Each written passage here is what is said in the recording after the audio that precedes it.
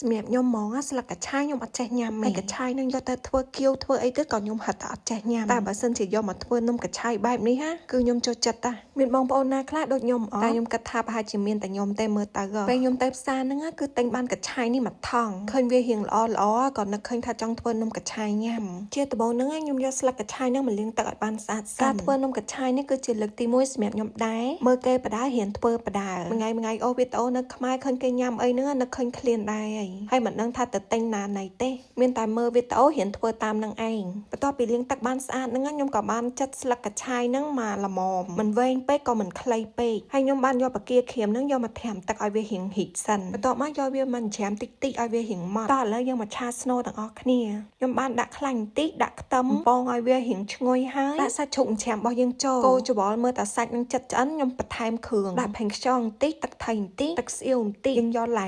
មណាអត់ឲ្យយករសជាតិដិតអីទេបន្ទាប់មកបងបាគាក្រៀមរបស់យើងចូលឆាច្របល់តសាច់យើងឆ្អិនហើយទើបចាក់ស្លឹកកញ្ឆាយដែលយើងហាន់មុនហ្នឹងចូលមកទាំងអស់យើងកូរច្របល់តែ2 3ត្រឡប់ហ្នឹងបិទភ្លើងទៅម្សៅដែលខ្ញុំយកមកធ្វើនំកញ្ឆាយហ្នឹងមានម្សៅត្នោតម្សៅអង្គរហើយនិងម្សៅឆាខ្ញុំយកម្សៅ3មុខហ្នឹងលាយចូលគ្នាដំបូងហ្នឹងខ្ញុំចង់ធ្វើតែនំកញ្ឆាយមូលទេអត់ធ្វើអាជ្រុងទេតែជាក់ស្ដែងខ្ញុំធ្វើកញ្ឆាយមូលហ្នឹងទៅវាអត់សូវបានល្អអញ្ចឹងហើយខ្ញុំអត់ប្រាប់អារូបមន្តហ្នឹងទេពេលដែលខ្ញុំធ្វើនំកញ្ឆាយមូលហ្នឹងហើយវាអស់ម្សៅនៅសល់ស្នូលអញ្ចឹងហើយស្អែកឡើងហ្នឹងខ្ញុំក៏សាកល្បងធ្វើអាជ្រុងឡមើលតែអាជ្រុងនេះគឺស្រួលធ្វើមែនតែនហើយរសជាតិឆ្ងាញ់ទៀតជាដំបូងខ្ញុំដាក់ម្សៅអង្គរខ្សាយនេះចំនួន120ក្រាមម្សៅឆាចំនួន135ក្រាមអង្គរត្នោត45ក្រាមទឹកក្តៅដាំពុះ300 ml ហើយយើងយកវែកមកកូរវាបដាចាក់វាបដាណាពេលដែលកូររៀងសព្វម្សៅហើយយើងយកទឹកត្រជាក់ធម្មតាចំនួន180 ml ចាក់វាចូលមកហើយកូរវាឲ្យបានសព្វមើលវាបានប៉ិននេះមិនខាប់ពេកក៏មិនរាវពេកហើយខ្ញុំក៏បានចាក់ស្នូលដែលខ្ញុំនៅសល់ហ្នឹងចូលមកទាំងអស់សម្រាប់ស្នូលនេះយើងចង់ញ៉ាំស្លឹកកញ្ឆាយច្រើនចង់ញ៉ាំសាច់ច្រើនអីយើងដាក់តាមចំណង់ចំណូលចិត្តណាច្របល់ឲ្យវាខ្លាច់ទៅជាល្បាយតែមួយហើយខ្ញុំយកកធន់មួយកាត់ក្តារដុតនំ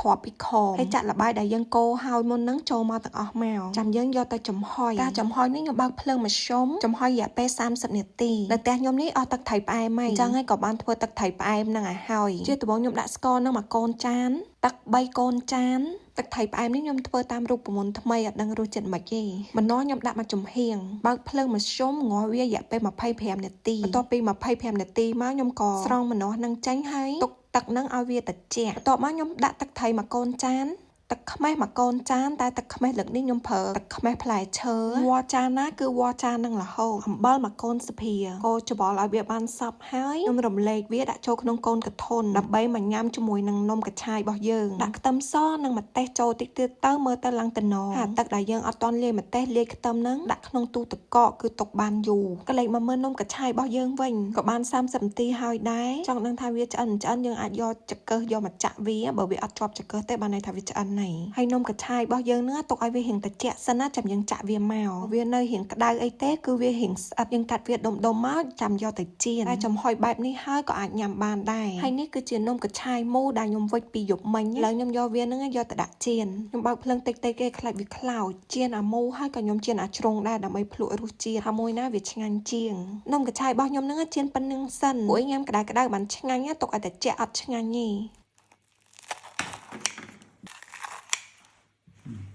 នំយើងឡើងស្រួយខ្ញុំបានកាត់ជា4ទៅដើម្បីឲ្យពួកគាត់ស្នុកញ៉ាំស៊ុបទឹកថៃ2 3សភាមកថ្ងៃនេះឃើញអីប្លែកអត់បងប្អូននិយាយទៅមានចានតែ3ទេភាសាម៉ែក្មេកខ្ញុំគាត់នៅផ្ទះគាត់មានណាត់មួយមិត្តភក្តិគាត់នៅតែឪក្មេកខ្ញុំហើយពួកខ្ញុំនឹងឯងឪក្មេកខ្ញុំញ៉ាំអីលើដាក់ម្ទេសឆាខ្ញុំរហូតគាត់ថាម្ទេសឆាខ្ញុំឆ្ងាញ់តែខ្ញុំឆានេះវារៀងគោកពេកប្រើខ្លាញ់រៀងច្រើនជាងនឹងមើលទៅវាកាន់តែណងហើយឪក្មេកខ្ញុំវិញគាត់ថានំកញ្ឆាយនេះដូចនៅនេះមានដែរគ្រាន់តែសាច់ម្សៅនេះវារៀងខុសគ្នាអត់ដូចនំកញ្ឆាយនៅខាងតៃវ៉ាន់នេះបកខាងក្រៅគឺវាអត់ស្រួយចឹងទេសម្រាប់ខ្ញុំផ្ទាល់បងប្អូនណាអាមូលហ្នឹងគឺអត់ឆ្ងាញ់សោះដោយសារពេលខ្ញុំលុញម្សៅហ្នឹងវារៀងក្រាស់ពេកចឹងញ៉ាំទៅសិតតែសាច់ម្សៅហ្នឹងវាអត់សូវឆ្ងាញ់ទេហើយបើទឹកត្រីផ្អែមលើកនេះខ្ញុំធ្វើហ្នឹងសម្រាប់ខ្ញុំញ៉ាំទៅវាដូចរៀងផ្អែមបន្តិចអញ្ចឹងខ្ញុំមានតែថែមទឹកត្រីបន្ថែមទៀតទេមាត់យើងមនុស្សម្នាក់វាខុសគ្នាយើងមើលតាមគេមិនច្បាស់ថារសជាតិគេហ្នឹងត្រូវនឹងមាត់យើងទេគ្រួសារខ្ញុំវិញគាត់ថាញ៉ាំអាជ្រុងហ្នឹងទៅឆ្ងាញ់ឲ្យគាត់ជឿរ រើអាមូហើយនឹងអាឆុងហ្នឹងគាត់ចូលចិត្តអាឆុងជាងពេលដែលខ្ញុំភ្លក់អាឆុងហ្នឹងទៅអាឆុងហ្នឹងឆ្ងាញ់មែនសាច់ម្សៅខាងក្នុងឡើងទន់និយាយពីខាងក្រៅហ្នឹងស្រួយពេលដែលយើងតាពីទៅប៉ះចំសាច់ជ្រូកហើយនឹងបកាខៀមมันឡើងឈ្ងុយហ្មងក្មេងខ្ញុំហូបពីដុំហើយអត់ទាន់ឆ្អែតតែគាត់ថែមម្ដុំទៀតគាត់ថារសជាតិអត់សូវខុសគ្នាប្រហែលតែអាឆុងហើយនឹងអាមូហ្នឹងគាត់អាចញ៉ាំបានដូចគ្នាអញ្ចឹងណា